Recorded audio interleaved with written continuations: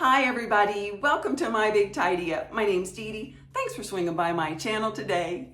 Now today, here's what I got going on. Today I'm going to be working throughout my home and I'm going to be sharing with you some tips and tricks that I use to keep my home organized without really even trying. Now, some people would call that the lazy way of organizing, but I think lazy is such an ugly word, so let's not use it. I like the word efficient. These are just small things that I do that I've incorporated into my routines that I think help keep my home organized, and it's not a lot of work. I'm telling you, it's just setting up a habit here or there, and then you don't even think about it. I don't even realize I'm doing it anymore, so it's so easy to keep on top of it. Now, that being said, if you've been with me a while, you know I can be completely organized and then go right down into a dumpster fire and not be organized. But for the most part, these tips and tricks have kept me organized, and I'm going to share them with you today. And I would love to hear what you're doing to keep your place organized as well. So without any further ado, let's start talking about these tips. Let's go around this house and let's get tidy.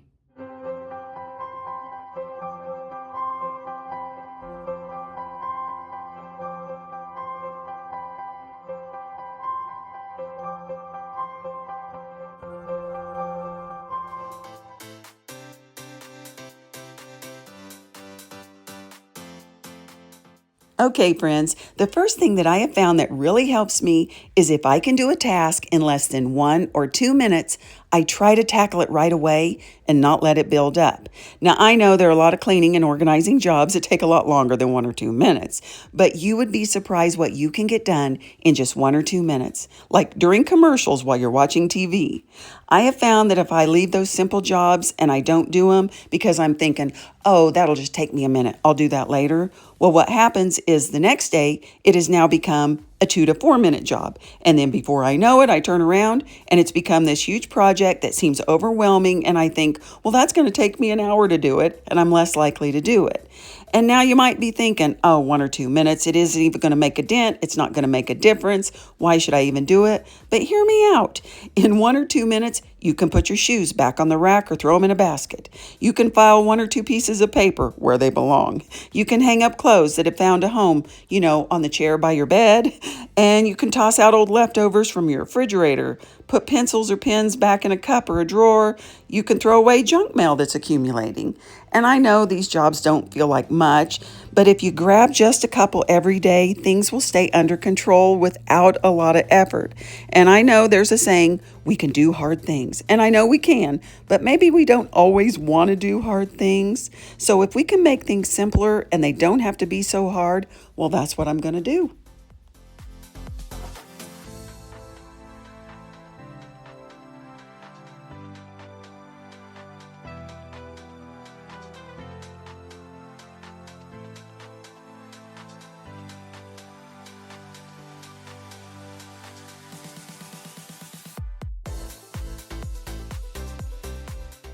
Now, last night we did not pick up this room before we went upstairs to bed because I knew I would be in here this morning talking to you about the 1 minute rule. And when it comes to this room, is it really, really dirty? No, but does the glass need cleaned? The vacuum needs run. And you might notice it if it looks like this because your eye starts finding all those things. But in just 1 minute, I can make it look clean and organized, even though it's really not.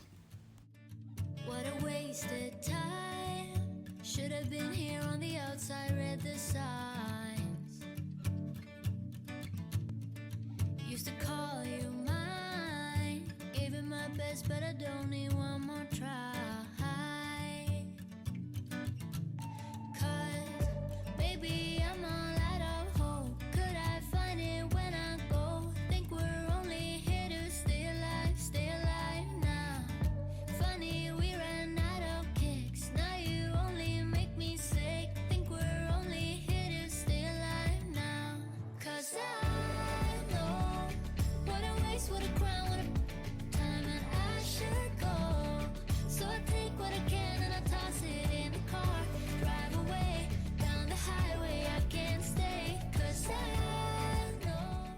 And here it is, less than a minute later, and I truly believe an organized home can make a dirty home look clean, and an unorganized home can make a clean home look dirty. And yes, I just made that up, but I'm not lying. 1 minute can really make a difference, I promise.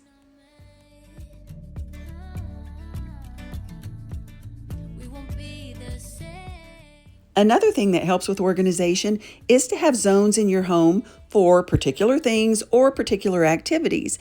And I think for the most part, we do have zones even if we don't realize that's what they are. And one zone that I think gets a very bad rap is the drop zone.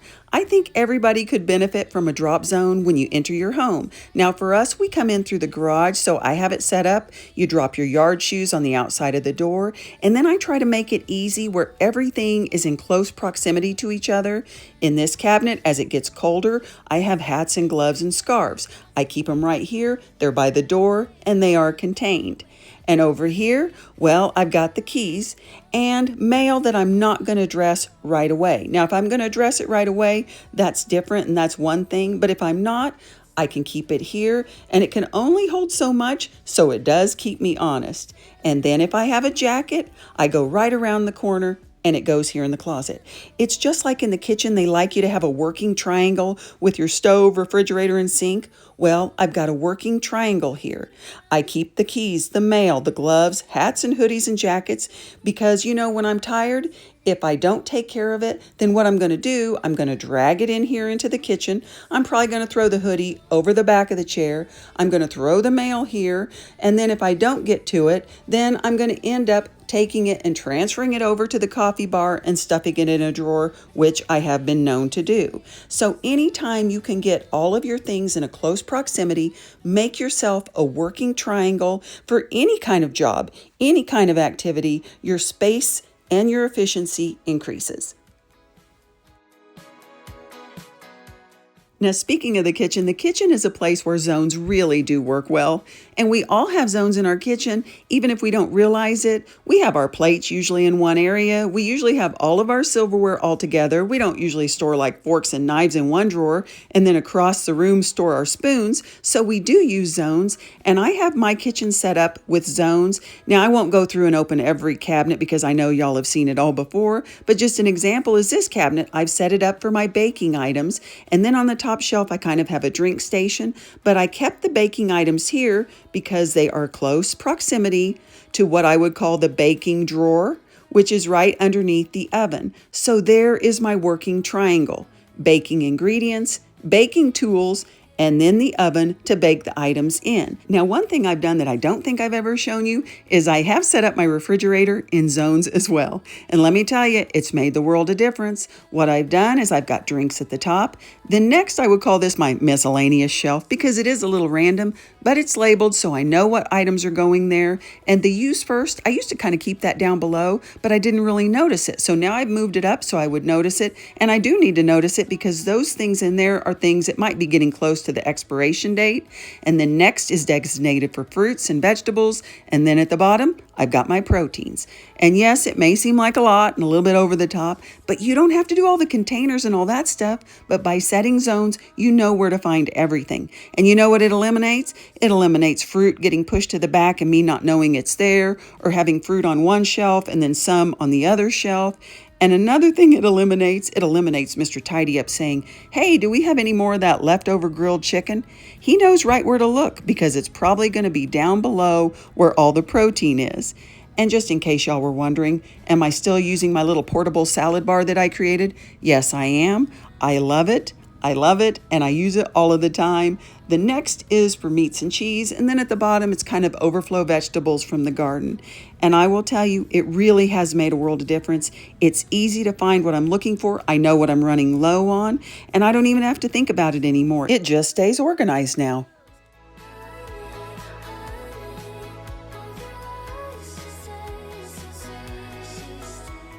Now I've come upstairs to head into my primary closet to show you something that's so simple to do that really can eliminate a lot of clutter in your closet or wherever you keep it. Now you guys know that this is a problem area for me. Ain't no sense in denying it. But having a donation station set up in this closet helps me so much. Now, it can be a basket or it can be a box, whatever you want it to be, some kind of container, but set up a donation station in your problem area.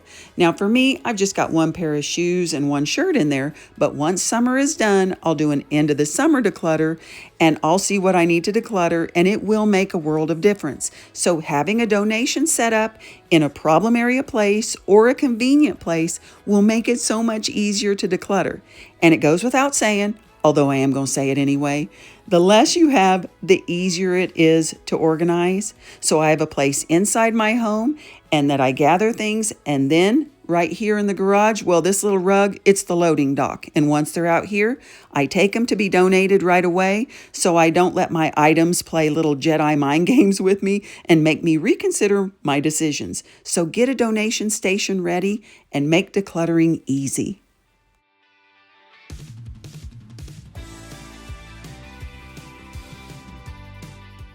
Now, I know this one seems very obvious, and y'all may think, why is she even telling us this? But friends, we have got to learn how to throw things away. And to make it easy, I have a trash can in almost every single room of this house. And yes, most of us have trash cans in the kitchen, the bathrooms. And if you have a home office, that would make sense because of all the paperwork to have one in there.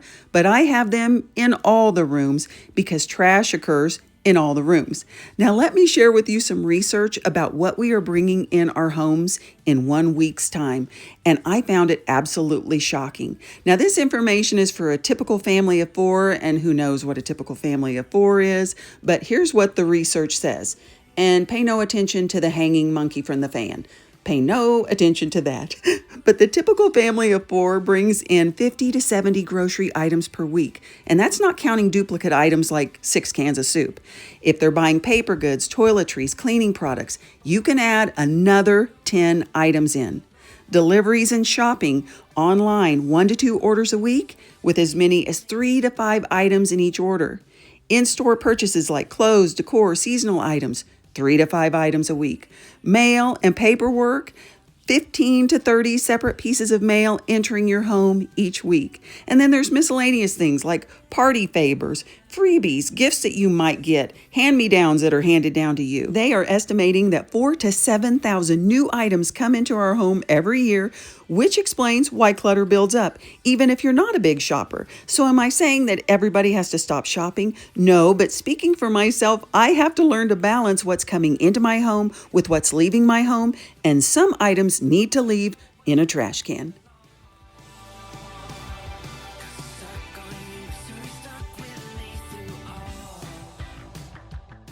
Another thing I think that has really helped me mentally be a better organizer is just to know that good enough is just that. It's good enough. It does not have to be perfect. I do make my bed every day, but when it comes to making my bed, oh look, I got to get me a new bedspread. My Ollie's bedspread is wearing out. But when it comes to making my bed, I'm not going for perfection. Some days I'm just trying to get the thing done. Looky there, those are not hospital corners. I just want to get the job done and move on to something else. And even when it comes to like these blankets, could I fold them and put them away nice and neat in the cabinet? Sure I could, but I just used the basket. That's good enough. My items are contained. And you know, that's what organization is all about. It's just keeping your items contained and keeping things easily accessible. Now, do I want things to look nice? Sure I do. And sometimes I have time to be meticulous, and sometimes I don't. And sometimes I care about being meticulous, and sometimes I don't. I just throw things in a drawer. Now, this linen closet, does it need to be decluttered and a little bit more organized? Well, sure. Are there things in the back that I probably haven't seen for a while? Sure again. But guess what? It's good enough. And I'm not saying that because I don't care. I do care a lot, but I don't care about perfection anymore. And you know, the thing is, once I let the idea go of having this perfectly clean and organized home, it actually became more clean and more organized. When I started celebrating those small wins, those little things started adding up. One new habit here, one new thing there. And I guess I finally realized home isn't just a place, it's a feeling. And a perfect home isn't the goal. A home that feels warm and safe and welcoming, well, that's the ultimate goal. It's not about having color-coordinated containers or spotless counter. It's just about creating a place where you can live to the fullest.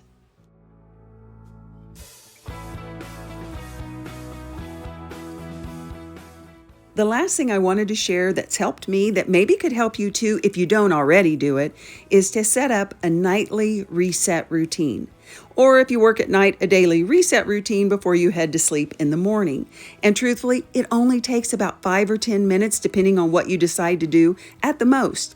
And it's like anything, the more often you do it, the faster you get at it. So now I don't even have to stop and think about what comes next. It's just a routine. It's a simple routine, but it's a routine. And are there other things that I could tidy up and clean in my home before I go to bed? Oh, probably. But I wanted to make a nighttime routine that was doable. Even on days when I was physically and mentally spent, I wanted a routine that I know I could handle. And I've heard it said that you should organize your home for your worst day, not your best day. So that's how I set up my routine. Now, it's not quite bedtime, but I'm just going to do my regular nighttime routine. First of all, I start the dishwasher, and then I give my cabinets a final wipe down because, sometimes snacking does happen. And after I wipe them down, the kitchen is officially closed. Then I head into this little powder room that we use all of the time, and I grab a Clorox wipe or two, and I wipe down the sink and the toilet. Now, am I doing a deep clean? No. Am I doing the mirror and mopping the floor? Nope. I'm just wiping down the sink and the toilet because you know what? That's good enough. And this is live time. I didn't speed anything up or delete anything. It really only takes just a minute, and I've wiped this little powder room down, and I'm off to the next thing.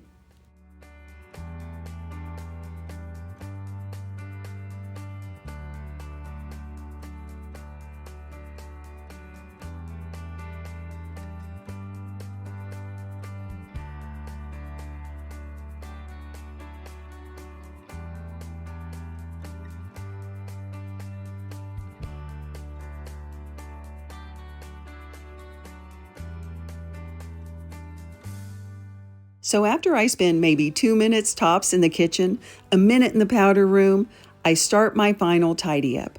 I start gathering everything up that I want to take upstairs because once I go up, I do not plan on coming back down.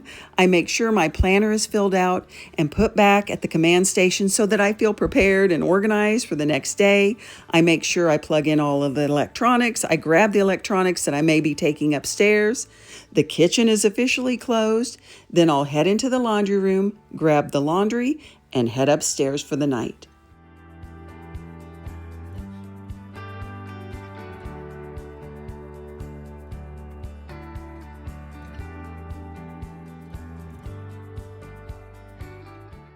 Now, the last thing I do before I head over to the bedroom is I make sure that we make our coffee for the morning. Now, if you're new here, we've got this little sitting room across from our bedroom, and we call it the quiet coffee room because we sit in here and have our coffee in the morning. And we make our coffee in here, which we call the coffee closet, because everything we need to make coffee is over here. We keep all of our supplies, and it's just kind of a quick and fun way that we can make coffee. We don't have to go all the way downstairs to do it first thing in the morning.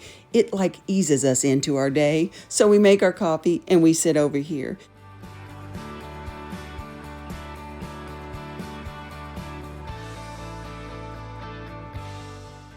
Now, maybe you're not a coffee drinker, so this wouldn't be part of your nightly routine that you would set up for yourself.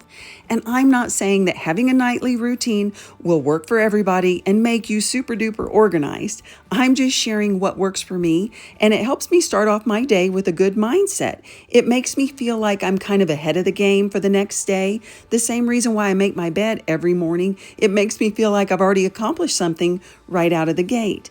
And for me, the reset, it's quiet, it's relaxing, and it's quick, but it's not hurried. So it actually kind of starts my unwind process for the night. So I just encourage you, regardless of the time, whether it be evening reset or morning reset, there's so much activity going on in our homes. And even though homes are not people, they still need to be recharged. Well, Tidy Uppers, that's a wrap for today. I hope you enjoyed today's video, and if nothing else, I hope it reminded you that organizing your home doesn't have to be this big, daunting, monumental experience. It can just be simple changes, new habits, and you will be good to go, and it will make a world of difference. Now, before I sign off, I do want to take just a moment and say Thank you to everybody that's new here. All of my new subscribers this past month, my channel has grown, and I am so grateful that you found me out here in YouTube land, and welcome to the My Big Tidy Up family. You're gonna find this community is so welcoming, so encouraging, and they have the greatest ideas, I promise, because I steal from them all the time. And if you're one of my original subscribers from day one, year 1, year 2, year 3, and you've been with me all this time, thank you. You are the original rock stars, and I couldn't do what I do without you. Well, I appreciate you joining me today, and you know what to do. Please take care of yourself. And until I see you in the next one, stay tidy.